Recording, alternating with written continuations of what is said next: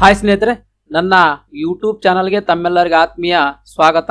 ಸ್ನೇಹಿತರೆ, ಸಂವಿಧಾನ ರಚನಾ ಸಮಿತಿಯ ಮೇಲೆ ವಿವಿಧ ಸ್ಪರ್ಧಾತ್ಮಕ ಪರೀಕ್ಷೆಗಳಲ್ಲಿ ಏನಪ್ಪ ಅಂದ್ರೆ 1991ರಿಂದ 2021 ಕೇಳಲಾದ ಪ್ರಶ್ನೋತ್ತರಗಳೇನಪ್ಪ ಅಂದ್ರೆ ವಿವರಣೆ ಸಹಿತ ಏನಪ್ಪ ಅಂದ್ರೆ ಈ ವಿಡಿಯೋದಲ್ಲಿ ಏನಪ್ಪ ಅಂದ್ರೆ ನಾನು ವಿವರಿಸಿದ್ದೀನಿ. ಅದಕ್ಕಾಗಿ ಏನಪ್ಪ ಅಂದ್ರೆ ಈ ವಿಡಿಯೋವನ್ನ ಸ್ಕಿಪ್ ಮಾಡಲಾರ್ದಂಗೆ ಕೊನೆ ತನಕ ನೋಡ್ರಿ. ಅದೇ ರೀತಿ ಏನಪ್ಪ ಅಂತಂದ್ರೆ ನನ್ನ ವಿಡಿಯೋವನ್ನೇನಾದ್ರೂ ನೀವು ಇದೇ ಮೊದಲನೇ ಬಾರಿಗೆ ನೋಡ್ತಿದ್ರಿ ಅಂತಂದ್ರೆ ದಯಮಾಡಿ ನನ್ನ ಚಾನಲ್ ಅನ್ನು ಏನಪ್ಪ ಅಂದ್ರೆ ಸಬ್ಸ್ಕ್ರೈಬ್ ಮಾಡ್ಕೊಳ್ರಿ. ಅದೇ ರೀತಿ ಪಕ್ಕದಲ್ಲಿ ಇರ್ತಕ್ಕಂಥ ಬೆಲ್ ಬಟನ್ ಮೇಲೆ ಕ್ಲಿಕ್ ಮಾಡಿರಿ, ಯಾಕಂದ್ರೆ ನಾ ಮಾಡಿರ್ತಕ್ಕಂಥ ವಿಡಿಯೋಗಳು ನಿಮಗೆ ನೋಟಿಫೈಡ್ ಆಗ್ತವೆ ಸ್ನೇಹಿತರೆ. ಇನ್ನು ಈ ಪ್ರಶ್ನೋತ್ತರಗಳೇನಪ್ಪ ಅಂತಂದ್ರೆ ಇದು ಪ್ರಶ್ನೆಗಳನ್ನೇನಪ್ಪ ಅಂದ್ರೆ ಪ್ರಾರಂಭ ಮಾಡೋಣ.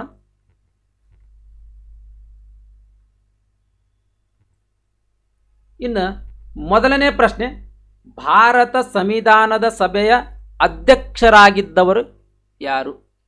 ಭಾರತ ಸಂವಿಧಾನದ ಅಧ್ಯಕ್ಷರು ಯಾರಪ್ಪ? ಸಂವಿಧಾನ ಏನಪ್ಪಾ ಅಂತಂದ್ರೆ ಸಭೆಯ A Jawaharlal Nehru, B Rajagopalachari, C doctor BR Ambedkar, D doctor Babu Rajendra Prasad.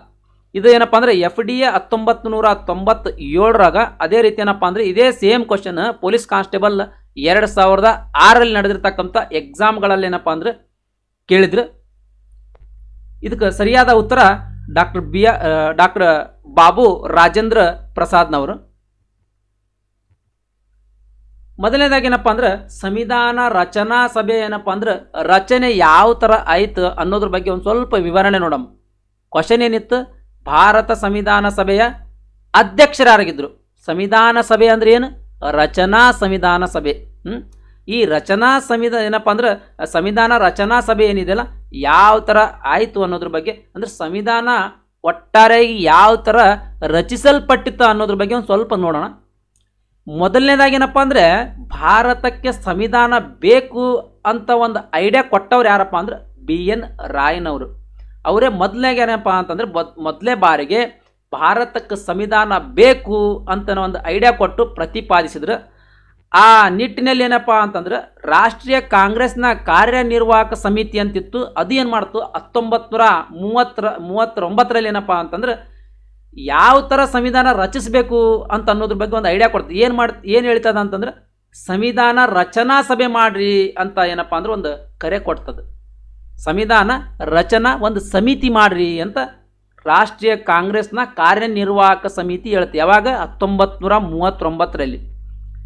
Next ಏನಪ್ಪಾ ಅಂದ್ರೆ ಸಮಿತಿಯನ್ನು ಮಾಡ್ತೀವಿ, ಯಾವ ಥರ ಸಮಿತಿ ಮಾಡಬೇಕು, ಯಾವ ಥರ ಏನಾದ್ರಾಗ ಎಷ್ಟು ಜನ ಸದಸ್ಯರು ಬೇಕು, ಸದಸ್ಯರನ್ನು ತಗೋತೀವಿ, ಯಾವ ಥರ ಅವರನ್ನು ಆಯ್ಕೆ ಮಾಡ್ಕೋಬೇಕು ಅನ್ನೋದು ಪ್ರಶ್ನೆ ಏನಿತ್ತಲ್ಲ ತಲೆಯಲ್ಲಿ ಭಾಳ ಓಡಾಡ್ತಿದ್ದ. ಅವಾಗ ಏನು ಮಾಡಿತ್ತಪ್ಪ ಅಂದರೆ ಕ್ಯಾಬಿನೆಟ್ ನಿಯೋಗ ಅಂತಿತ್ತು. ಅವಾಗ ಆ ಕ್ಯಾಬಿನೆಟ್ ನಿಯೋಗ ಏನು ಶಿಫಾರಸು ಮಾಡ್ತಪ್ಪ ಅಂದ್ರೆ ಎಲೆಕ್ಷನ್ ಮಾಡ್ರಿ, ಎಲೆಕ್ಷನ್ ಮಾಡೋದ್ರ ಮೂಲಕ ಅಂದ್ರೆ ಚುನಾವಣೆ ಮಾಡೋದ್ರ ಮೂಲಕ ಸದಸ್ಯರನ್ನ ಏನು ಮಾಡ್ರಿ ಆಯ್ಕೆ ಮಾಡ್ಕೊಳ್ರಿ ಅಂತ ಹೇಳ್ತು.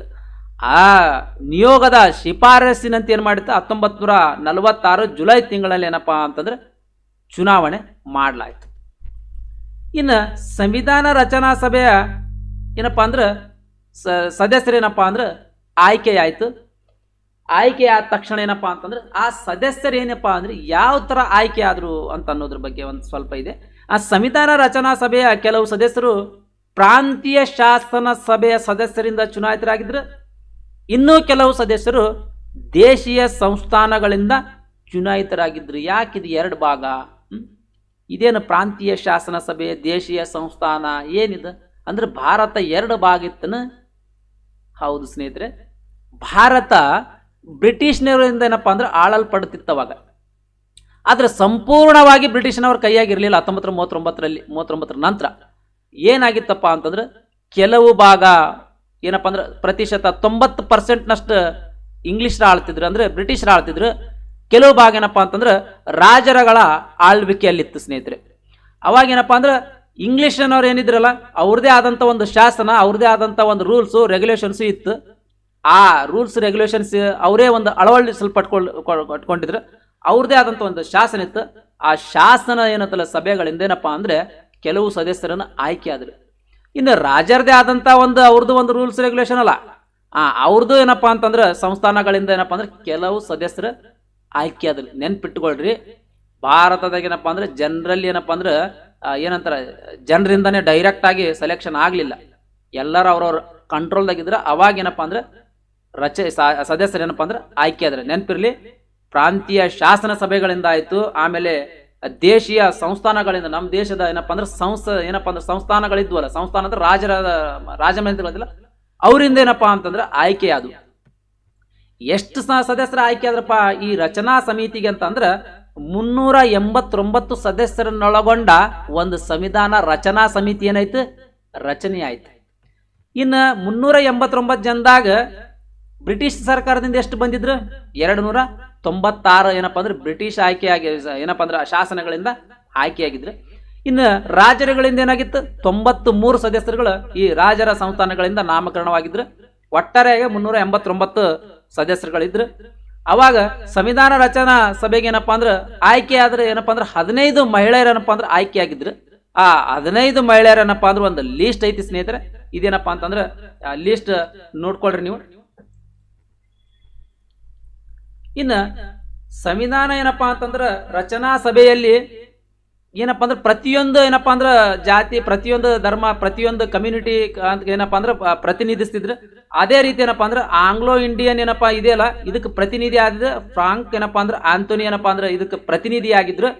ಇನ್ನೇನಪ್ಪಾ ಅಂದ್ರೆ ಕಮ್ಯುನಿಸ್ಟ್ ಏನಪ್ಪಾ ಅಂದ್ರೆ ಯಾರು ಪ್ರತಿನಿಧಿಸ್ತಿದ್ರು, ಸೋಮನಾಥ್ ಲಹರಿ ಅಂತ ಏನಪ್ಪಾ ಅಂತಂದ್ರೆ ಅವರು ಪ್ರತಿನಿಧಿಸ್ತಿದ್ರು. ಇನ್ನು ಗೋರ್ಖಾ ಸಮುದಾಯಕ್ಕೆ ಯಾರು ಏನಪ್ಪಾ ಅಂದ್ರೆ ಪ್ರತಿನಿಧಿಸ್ತಿದ್ರು, ಹರಿ ಬಹದ್ದೂರ್ ಬುರಾ ಅಂತ ಏನಪ್ಪಾ ಅಂದ್ರೆ ಇದು ಪ್ರತಿನಿಧಿಸ್ತಿದ್ರು ಸ್ನೇಹಿತರೆ.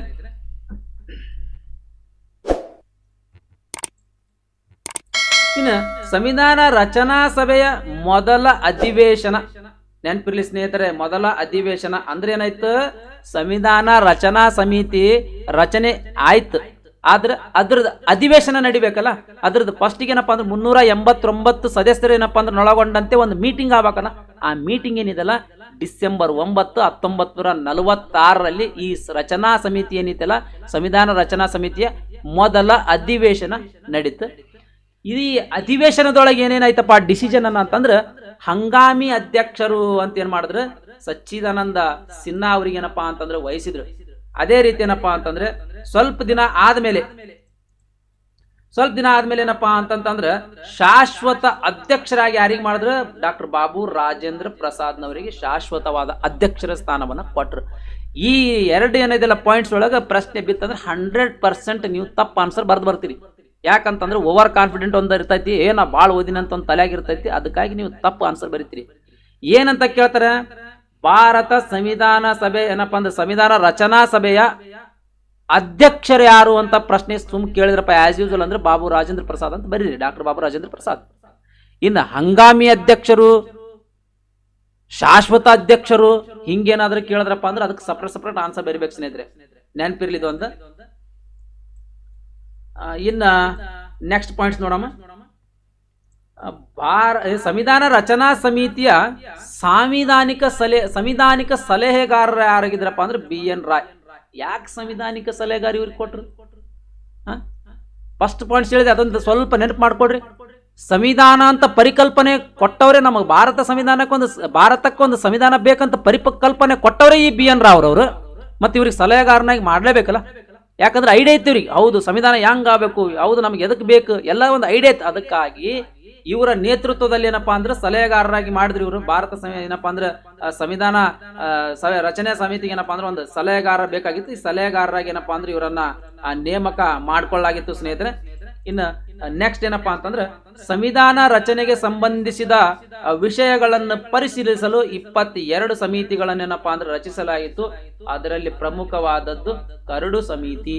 ನೋಡ್ರಿ, ಭಾರತ ಸಂವಿಧಾನ ಏನಪ್ಪಾ ಅಂತಂದ್ರೆ ರಚನಾ ಸಮಿತಿ ಒಂದೇ ಅಲ್ಲ, ಆ ಸಂವಿಧಾನ ರಚನಾ ಸಮಿತಿಗೆ ಏನಪ್ಪಾ ಅಂದ್ರೆ ಹೆಲ್ಪ್ ಮಾಡ್ಲಾಕಂತ, ಸಹಾಯ ಮಾಡ್ಲಾಕಂತಾನೆ 22 ಉಪಸಮಿತಿಗಳಾಗಿ ಮಾಡಿದ್ರು. 22 ಉಪಸಮಿತಿಗಳು. ಅದರಲ್ಲಿ ಯಾವ ಪ್ರಮುಖವಾಗಿದ್ದು ಕರಡು ಸಮಿತಿ ಐತಿ. ಇನ್ನೂ ಅದಾವ ಮೂಲಭೂತ ಹಕ್ಕುಗಳ ಸಮಿತಿ, ಆಮೇಲೆ ಇನ್ನು ಬಹಳಷ್ಟು ಸಮಿತಿಗಳದಾವ, 22 ಸಮಿತಿಗಳದಾವ. ಈ ಸಮಿತಿಗೆ ಏನಪ್ಪಾ ಅಂತಂತಂದ್ರೆ ಹೆಲ್ಪ್ ಮಾಡಕಂತ ಮಾಡಿದ್ರು. ಇನ್ನು ಅದ್ರ ಬಗ್ಗೆ ಒಂದು ಸ್ವಲ್ಪ ನೋಡೋಣ ಸ್ನೇಹಿತರೆ. ಇನ್ನು ಕರಡು ಸಮಿತಿ ಆಯ್ತು. ಈ ನೆಕ್ಸ್ಟ್ ಏನಪ್ಪಾ ಅಂದ್ರೆ ಕರಡು ಸಮಿತಿ ಹೇಳ್ತೀನಿ. ನೆಕ್ಸ್ಟ್ ಪ್ರಶ್ನೆ ನೋಡ್ಕೊಂಡ್ಬಿಡಮ್ರಿ. ಎರಡನೇ ಪ್ರಶ್ನೆ ಯಾವ ತರ ಇತ್ತು, ಭಾರತ ಸಂವಿಧಾನ ಅಳವಡಿಸಲ್ಪಟ್ಟ ದಿನಾಂಕ ಏನಿದೆ?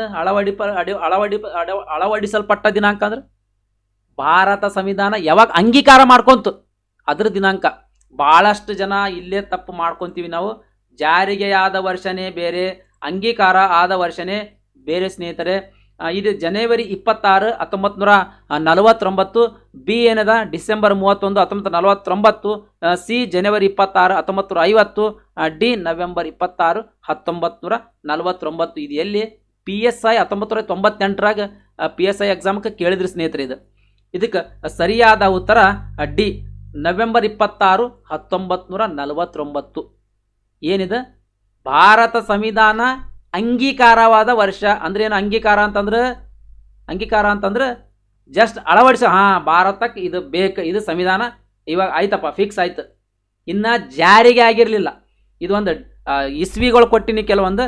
ಇದು ದಯಮಾಡಿನಪ್ಪ ಅಂದ್ರೆ ನೆನಪಿಟ್ಕೊಳ್ರಿ. ಇದ್ರ ಮೇಲೆ 100% ಒಂದು ಪ್ರಶ್ನೆ ಕೇಳ್ತಾರೆ. ಸಂವಿಧಾನ ರಚನಾ ಸಮಿತಿಯನ್ನು ರಚಿಸಿದ ವರ್ಷ ಅಂದ್ರೆ ಸಂವಿಧಾನಕ್ಕೆ ಒಂದು ರಚನಾ ಸಮಿತಿಗೆ ಏನಪ್ಪ ಅಂದ್ರೆ ಒಂದು ಸಮಿತಿ ಬೇಕು ಅಂತ ಏನಂತ ಸಂವಿಧಾನ ರಚನಾ ಸಮಿತಿಯನ್ನು ರಚಿಸಿದ್ರಲ್ಲ, ಆ ರಚನಾ ಸಮಿತಿ ಏನಪ್ಪ ಅಂತಂದ್ರೆ ರಚಿಸಿದ ವರ್ಷ ಜುಲೈ 6, 1946. ಇನ್ನು ರಚನಾ ಸಮಿತಿ ಆದಮೇಲೆ ಅದು ಸಮಿತಿ ಏನು ಮಾಡಿತು? ಒಂದು ಸಭೆ ಮಾಡಿತಲ್ಲ, ಅದು ಮೊದಲ ಸಭೆ ಯಾವಾಗಾಯ್ತು? ಡಿಸೆಂಬರ್ 9, 1946. ಇನ್ನು ಭಾರತ ಸಂವಿಧಾನ ಅಂಗೀಕಾರದ ವರ್ಷ ಏನ? 1949 ನವೆಂಬರ್ 26. ಇದೇನ ಭಾರತ ಸಂವಿಧಾನ ಅಂಗೀಕಾರವಾದ ವರ್ಷ ಸ್ನೇಹಿತರೆ. ಇದು ನೆನಪಿರಲಿ, ಇದು ಭಾಳ ಇಂಪಾರ್ಟೆಂಟ್ ಐತಿ. ಆಮೇಲೆ ಭಾರತ ಸಂವಿಧಾನ ಜಾರಿಗೆಯಾದ ವರ್ಷ 1950 ಜನವರಿ 26 ಏನಂತೀವಿ ನಾವು? ಭಾರತ ಸಂವಿಧಾನ ಇದೇನಪ್ಪ ಜಾರಿಗೆ ಆಯಿತು. ಅಂಗೀಕಾರ ವರ್ಷ, ಜಾರಿಗೆ ವರ್ಷ ಐತಿ. ಅದೇನಪ್ಪ ಅಂದ್ರೆ ದಯಮಾಡಿ ನೆನಪಲ್ಲಿ ಇಟ್ಕೊಳ್ರಿ ಸ್ನೇಹಿತರೆ. ಇನ್ನು ನೆಕ್ಸ್ಟ್ ಏನಪ್ಪ ಅಂತಂದ್ರೆ ನೆಕ್ಸ್ಟ್ ಪ್ರಶ್ನೆ ನೋಡೋಣ. ಭಾರತ ಸಂವಿಧಾನವನ್ನು ರಚಿಸಿದ ಸಂವಿಧಾನ ರಚನಾ ಸಮಿತಿಯ ಅಧ್ಯಕ್ಷರು ಯಾರಾಗಿದ್ರು? ಆಗಲೇ ಹೇಳಿದ್ದೀನಿ, ಇದರಲ್ಲಿ ಏನು ಹೇಳುವಂಥದ್ದು ಅವಶ್ಯಕತೆ ಇಲ್ಲ. ಇದು ಎಲ್ಲಪ್ಪ ಅಂದರೆ ಸೇಮ್ ನೋಡ್ರಿ, ಸೇಮ್ ಕ್ವಶನೇ ಬರ್ತಾ ಇದ್ದಾವೆ. 2000ದಲ್ಲಿ ಏನಪ್ಪ ಅಂದ್ರೆ PSI ಎಕ್ಸಾಮ್ ಕೇಳಿದ್ರಿ. ಇದು ಆಸ್ ಯೂಸಲ್ ಉತ್ತರ ಎ ಬಾಬು ರಾಜೇಂದ್ರ ಪ್ರಸಾದ್. ಇದಕ್ಕೇನು ಎಕ್ಸ್ಪ್ಲೇನ್ ಮಾಡೋವಂಥ ಅವಶ್ಯಕತೆ ಇಲ್ಲ ಅನಿಸ್ತೈತಿ. ಆದರೂ ಒಂದು ಲಿಸ್ಟ್ ಕೊಟ್ಟಿದ್ದೀನಿ ನೋಡ್ರಿ. ಸಂವಿಧಾನ ರಚನಾ ಸಮಿತಿಯ ಅಧ್ಯಕ್ಷರು ಯಾರಾಗಿದ್ರು? ಬಾಬು ರಾಜೇಂದ್ರ ಪ್ರಸಾದ್. ಆಗಲೇ ಹೇಳಿದ್ದೇನ ಸಂವಿಧಾನ ರಚನಾ ಸಮಿತಿಗೆ ಏನಪ್ಪ ಅಂದ್ರೆ ಹೆಲ್ಪ್ ಮಾಡ್ಲಿಕ್ಕೆ 22 ಸಮಿತಿಗಳದಾವಂತ. ಅದರಲ್ಲಿ ಸ್ವಲ್ಪ ಇಂಪಾರ್ಟೆಂಟ್ ಇದ್ದು ನಾನು ತೊಗೊಂಡಿನಿ. ಕೇಂದ್ರ ಸಂವಿಧಾನ ಸಮಿತಿ ಅಧ್ಯಕ್ಷರಾಗಿದ್ರು ಪಂಡಿತ್ ಜವಾಹರ್ಲಾಲ್ ನೆಹರು ಅವರು. ಇವು ಕ್ವಶನ್ ಬರ್ತಾವೆ ನೆಕ್ಸ್ಟ್, ನೆನಪಿರ್ಲಿದೆ. ಇನ್ನು ಸಂವಿಧಾನ ರಚನಾ ಸಮಯದಲ್ಲಿ ಇರ್ತಕ್ಕಂಥ ಮೂಲಭೂತ ಹಕ್ಕುಗಳ ಸಮಿತಿ ಯಾರಾಗಿದ್ರು? ಸರ್ದಾರ್ ವಲ್ಲಭಾಯ್ ಪಟೇಲ್. ಇನ್ನು ಮೂಲಭೂತ ಹಕ್ಕುಗಳ ಉಪಸಮಿತಿ, ಮತ್ತು ಅದಕ್ಕೆ ಒಂದು ಉಪಸಮಿತಿ ಮಾಡಿದ್ರೆ ಅದು JB ಕೃಪಲಾನಿ. ಇವು ನೆನಪಿರ್ಲಿ ಸ್ನೇಹಿತರೆ. ನೆಕ್ಸ್ಟ್ ಏನಪ್ಪ ಅಂದ್ರೆ ಪ್ರಶ್ನೆ ಒಳಗೆ ಬರ್ತಾವೆ. ಇನ್ನು 4ನೇ ಪ್ರಶ್ನೆ ನೋಡಮ್ಮ. ಸಂವಿಧಾನ ರಚನಾ ಸಮಿತಿಯ ಸದಸ್ಯರು ಏನು? ಸದಸ್ಯರು ಅಂದ್ರೆ ನೋಡ್ರಿ, ಆಪ್ಷನ್ ನೋಡ್ರಿ ಗೊತ್ತಾಗ್ತದೆ ಯಾವ ಥರ ಆಯ್ಕೆ ಮಾಡಿದ್ರು, ಯಾವ ಥರ ಆಯ್ಕೆಯಾಗಿದ್ರು ಅನ್ನೋದ್ರ ಬಗ್ಗೆ ಪ್ರಶ್ನೆ ಐತಿದು. ಪ್ರಶ್ನೆ ಗಮನದಾಗ ಇಟ್ಕೊಂಡು ಸ್ವಲ್ಪ ಏನಪ್ಪ ಅಂದ್ರೆ ಸರಿಯಾಗಿ ನೋಡ್ಬೇಕು, ಪೇಷನ್ಸ್ ಇಟ್ಕೊಂಡು ನೋಡ್ಬೇಕು.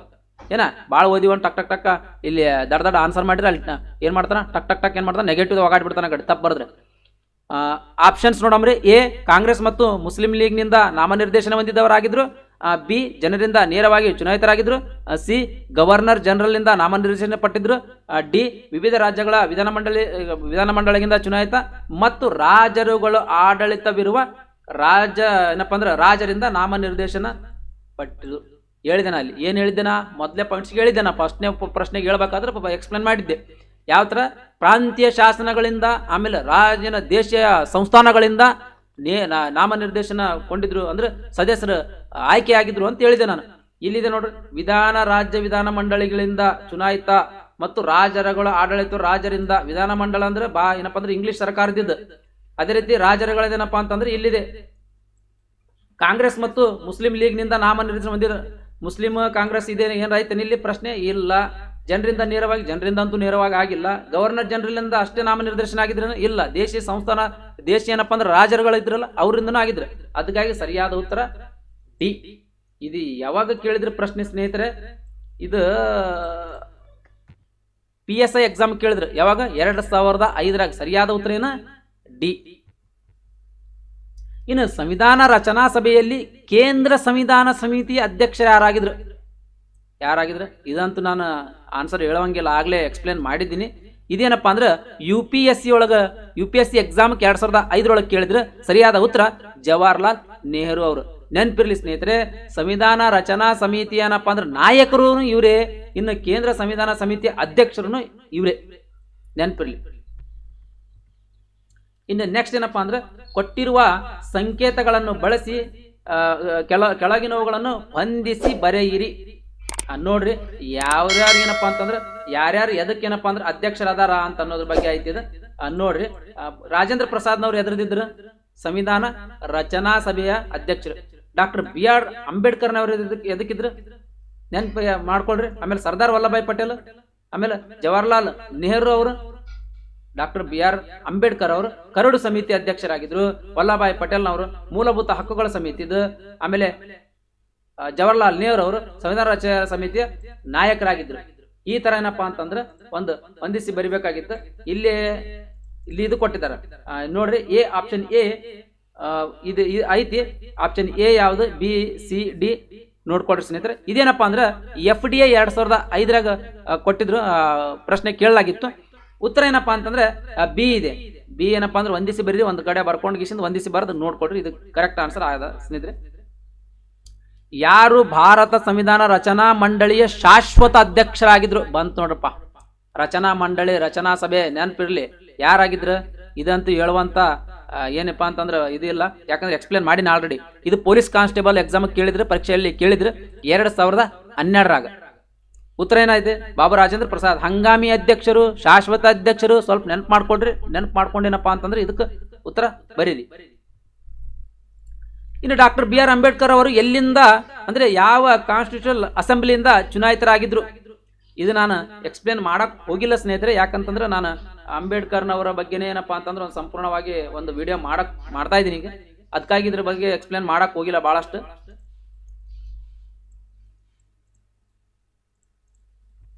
ಇದೇನಪ್ಪ ಅಂದ್ರೆ 2016 ಪೊಲೀಸ್ ಕಾನ್ಸ್ಟೇಬಲ್ ಎಕ್ಸಾಮ್ ಕೇಳಿದ್ರೆ ಸರಿಯಾದ ಉತ್ತರ ಪಶ್ಚಿಮ ಬಂಗಾಳದಿಂದ ಏನಪ್ಪಾ ಅಂತಂದ್ರೆ ಅವರು ಚುನಾಯಿತರಾಗಿದ್ರು BR ಅಂಬೇಡ್ಕರ್ನವರು. ಇದೊಂದು ಸ್ವಲ್ಪ ನೆನಪಿರ್ಲಿ ಸ್ನೇಹಿತರೆ. ಇದು ಸಪರೇಟ್ ವಿಡಿಯೋ ಮಾಡ್ತೀನಿ ಅಂಬೇಡ್ಕರ್ನವರ ಬಗ್ಗೆನೆ, ಅವಾಗ ಇದೆಲ್ಲ ಎಕ್ಸ್ಪ್ಲೇನ್ ಮಾಡ್ತೀನಿ. ಇನ್ನು 9ನೇ ಪ್ರಶ್ನೆ, ಭಾರತ ಸಂವಿಧಾನವನ್ನು ಯಾವ ನಿಕಾಯವು ರೂಪಿಸಿತು? ಏನು ಏನಪ್ಪಾ ಅಂತಂದ್ರೆ ಸ್ವಲ್ಪ ಪ್ರಶ್ನೆ ಏನಪ್ಪಾ ಅಂದ್ರೆ ಅಂಡರ್ಸ್ಟ್ಯಾಂಡ್ ಮಾಡ್ಕೊಡ್ರಿ. ಕರಡು ಪ್ರತಿ ರಚನಾ ಸಮಿತಿ, ಸಂವಿಧಾನ ಮಂಡಳಿ, ಸಂವಿಧಾನ ಸಮಿತಿ, ಕಾರ್ಯನಿರತ ಸಮಿತಿ. ಇದೇನಪ್ಪಾ ಅಂದ್ರೆ ಪೊಲೀಸ್ ಕಾನ್ಸ್ಟೇಬಲ್ ನಾಗ ಏನಪ್ಪಾ ಅಂದ್ರೆ 2017 ಎಕ್ಸಾಮ್ನಾಗ ಏನಪ್ಪಾ ಅಂದ್ರೆ ಕೇಳಿದ್ರೆ ಸರಿಯಾದ ಉತ್ತರ ಸಂವಿಧಾನ ಮಂಡಳಿ.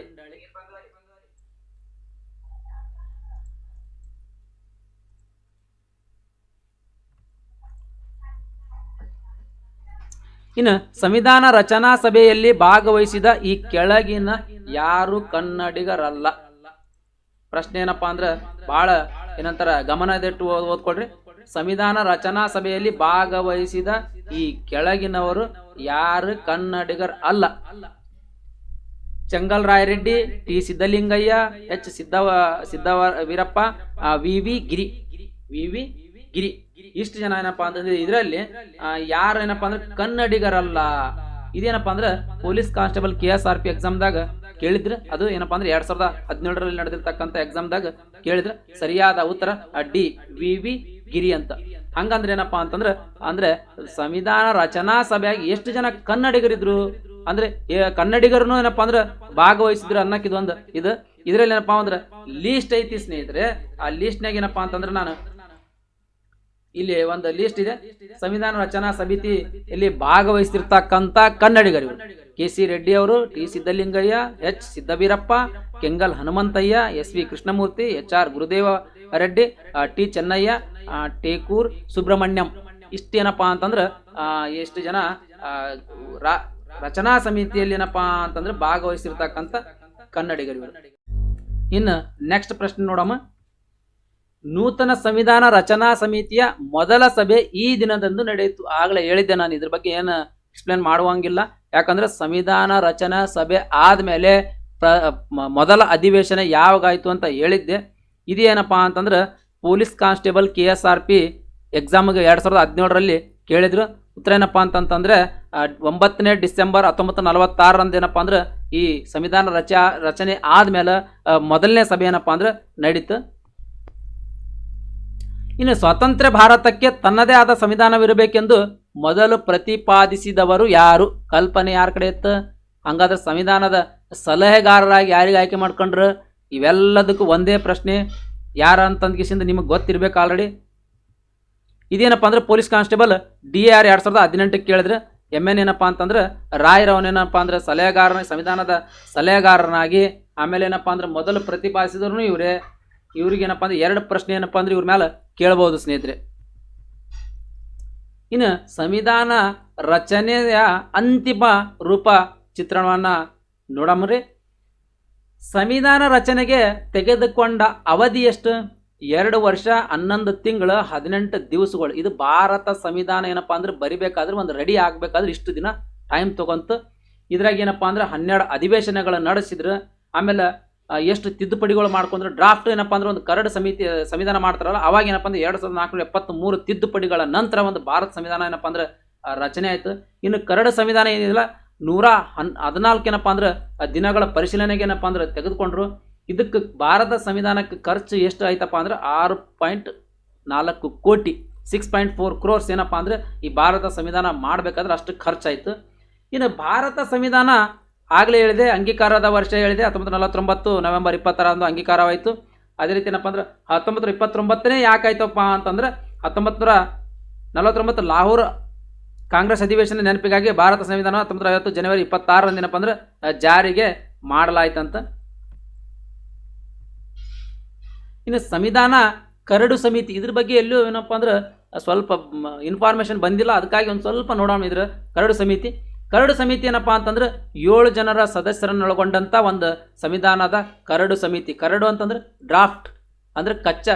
ಈಗ ಸ್ಕೂಲ್ನಾಗ ಮಾಡ್ತಿದ್ವಲ್ಲ ಫೇರ್ ನೋಟ್ ಬುಕ್ ಬೇರೆ, ರಫ್ ನೋಟ್ ಬುಕ್ ಬೇರೆ ಅಂತ, ಹಂಗೇನಪ್ಪ ಅಂದ್ರೆ ಇದು ಒಂದು ರಫ್ ಏನಪ್ಪ ಅಂದ್ರೆ ಸಂವಿಧಾನ.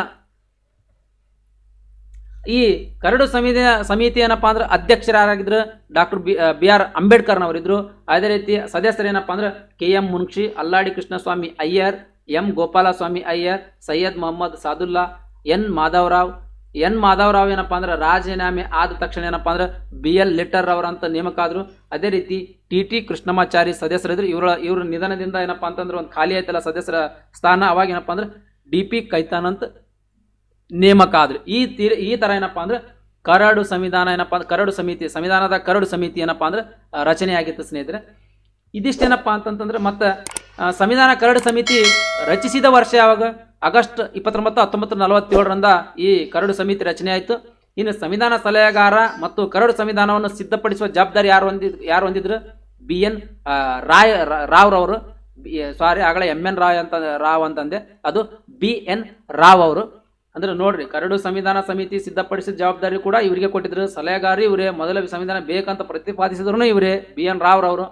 ಇನ್ನು ಪೂರ್ಣ ಪರಿಶೀಲನೆಯ ನಂತರ ಕರಡು ಸಂವಿಧಾನ ಸಿದ್ಧವಾದದ್ದು ಫೆಬ್ರವರಿ 1948. ಇನ್ನು MV ಪೈಲಿ ಅವರು ಡಾಕ್ಟರ್ BR ಅಂಬೇಡ್ಕರ್ ಅವರನ್ನು ಸಂವಿಧಾನ ಶಿಲ್ಪಿ ಮತ್ತು ಸಂವಿಧಾನ ಪಿತಾಮಹ ಮತ್ತು ಆಧುನಿಕ ಮನು ಎಂದು ಏನಪ್ಪ ಅಂದ್ರೆ ಕರೆದ್ರು. ಅಂದ್ರೆ ಸಂವಿಧಾನ ಶಿಲ್ಪಿ ಅಂತ ಯಾರು ಕರೆದ್ರು ಅಂತ ಅನ್ನೋದ್ರ ಬಗ್ಗೆ ಏನಪ್ಪ ಅಂದ್ರೆ ಏನಾರ ಪ್ರಶ್ನೆ ಏನಾದ್ರು ಕೇಳಿದ್ರೆ MV ಪೈಲಿ ಅವರನ್ನಪ್ಪ ಅಂದ್ರೆ ಕರೆದ್ರು. ಇನ್ನು ಸಂವಿಧಾನ ರಚನಾ ಸಮಿತಿಯ ಒಟ್ಟು ಸಮಿತಿಗಳು ಆಗಲೇ ಹೇಳಿದೆ 22 ಸಮಿತಿಗಳದಾವ. ಇದಿಷ್ಟೇನಪ್ಪ ಅಂದ್ರೆ ಒಂದು ಬೇಸಿಕ್ ಆಗಿತ್ತು ಸ್ನೇಹಿತರೆ. ದಯಮಾಡಿ ನಿಮ್ಗೇನಾದ್ರೂ ಇಷ್ಟ ಆಯ್ತಪ್ಪ ಅಂದ್ರೆ ಲೈಕ್ ಬಟನ್ ಮೇಲೆ ಕ್ಲಿಕ್ ಮಾಡ್ರಿ. ಅದೇ ರೀತಿ ನಿಮ್ಮ ಫ್ರೆಂಡ್ಸರಿಗೆ ಏನಪ್ಪ ಅಂದ್ರೆ ಶೇರ್ ಮಾಡ್ರಿ ಅಂತ ಹೇಳ್ತಾ ಇವತ್ತಿನ ವಿಡಿಯೋವನ್ನು ನಾನು ಮುಗಿಸ್ತಾ ಇದ್ದೀನಿ.